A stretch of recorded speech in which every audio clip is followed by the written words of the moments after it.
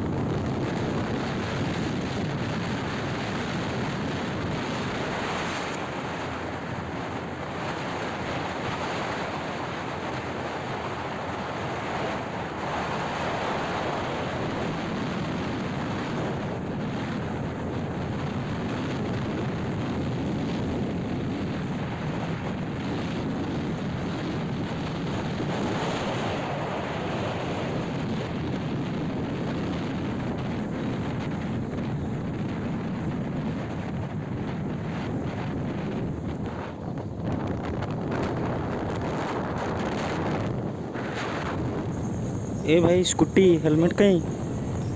हाँ भाई एमानकु तांको जीवन को टोटल लोभ नहीं कि तांको परिवार ऊपर भी टिके हेले लोभ नहीं।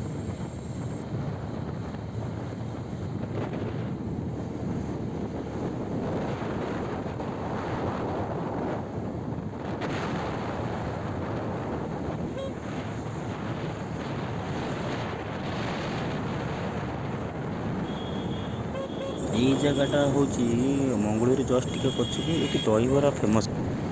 जितेबाला भी गले एपटे तो गोटे साइकेल ठिया कि सेपटे बाटे आसला बेलू बहुत दहीबरा दुकान से।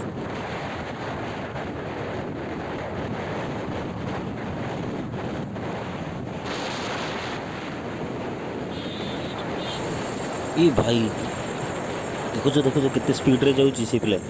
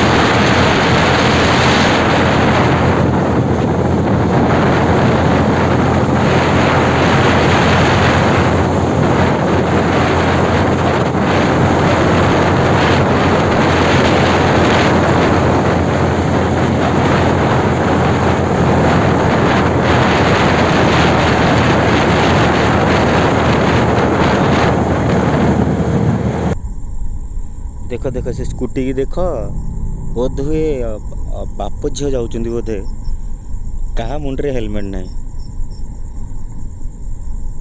दी जन मुंडे क्या मुंडे हेलमेट ना भाई निजर न भाविल ना निज झील कथा भाव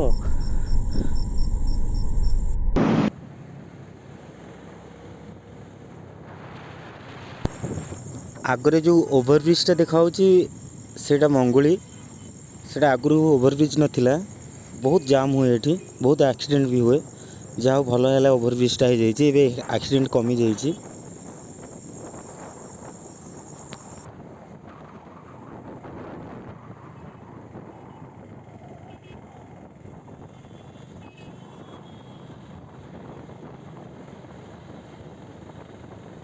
हाँ भाई जीवा पूर्व गोटे कथा कहि एबे कोरोना टाइम चली टे आप सतर्क रुहतु मास्क व्यवहार करूँ समस्ते मास्क व्यवहार करूँ अति दरकार न पड़े बाहर को जातु ना आउ घरे रुहतु सेफ रुहतु सुरक्षित रुहतु। हाँ कोरोना टीका भी निश्चित नियंतु।